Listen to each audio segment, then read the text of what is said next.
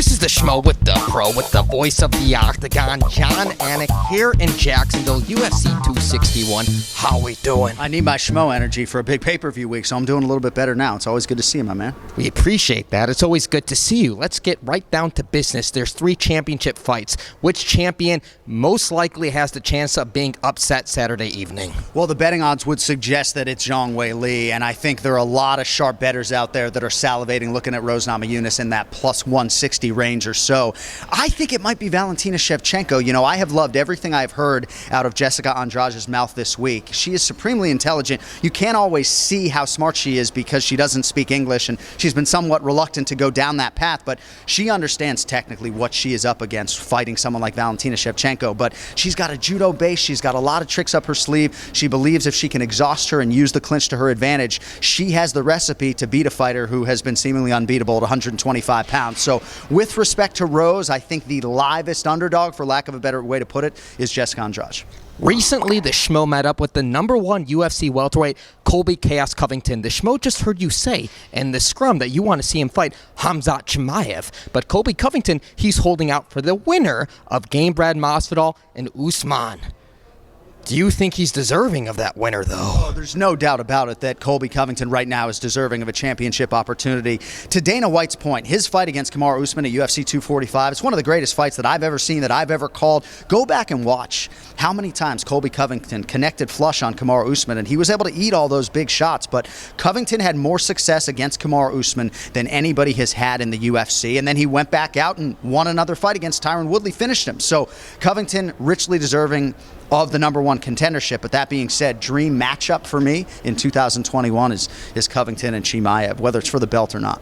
When we last spoke over in Fight Island, we talked about your buddy Nate Diaz. We talked about him fighting at 155, but he's actually fighting at 170. He's fighting Leon Edwards. It's a big fight. It's the next pay-per-view fight.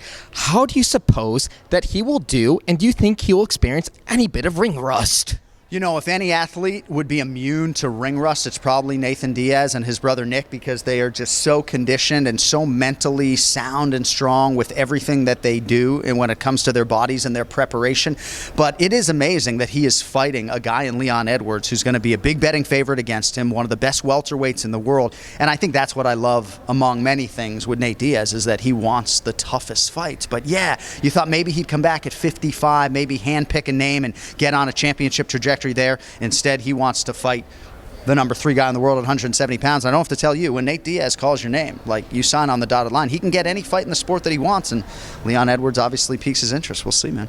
In the 25-plus years of the UFC, has there ever been a fighter that you wish, if you go back in time, you could have called a fight for? Probably Brock, you know, just because I met him at ESPN 15 years ago, and he was just super gracious to me then. And so not having the chance to call a Brock Lesnar fight was something that I guess was a little bit disappointing. But man, I mean, how much time do you have? I mean, there are a lot of old school fighters. Matt Hughes was a favorite of mine growing up, and never had a chance to call his fight. Thankfully, George St. Pierre came back and fought Michael Bisping, so we were able to check that box. But probably Brock or Matt Hughes for me. Matt Serra, shout out to the Terror Serra as well. Yeah, unfortunately, Matt Serra, he's not here. He's not cornering anyone. We would see him with Chris Weidman. Yeah, it's an interesting dynamic with Team Serra-Longo. I do believe you will see Matt Serra at some point return to coaching and cornering, but I think for him, take a little pause, back out of the space for a little bit, and see if he can get some clarity as to that situation. But that team is so tight-knit, as you know, that nothing's going to break them apart. Longo and Serra had some compromising moments there for a little bit, but they're tight as ever again, which is good. June 12th, UFC 263. Location to be announced. We don't know yet. No one knows the answer. Your guess is as good as any schmoes out there. Any guesses of where it could be? So you were at the press conference yesterday. Outstanding job, by the way. I noticed Dana White did drop an Arizona on some people. So I think it'll probably come down to Arizona, Nevada, and maybe an international location that I'm not thinking of. But you got to think we're going to start to see some of these pay-per-views in international waters in the not-too-distant future once some of these countries open back up. Well said. Is there any of these countries that we would like Jon Anik to be broadcasting from? Anything that you thought of? So I've never been to New Zealand, and given how much that market has emerged in mixed martial arts, I would like to get to Auckland at some point in time. Love to get back to Australia, given some of the success of their athletes as well. And as someone who's been to Brazil 27 times, I know the climate there is not ideal right now when it comes to COVID-19. I'm trying to get back to Brazil too, my man. So we're excited, man. Big things coming, and I know the Schmo will be with us every step of the goddamn way. We appreciate that. We're sensing a Robert Whittaker Adesanya 2 rematch, maybe if it's in Australia or New Zealand.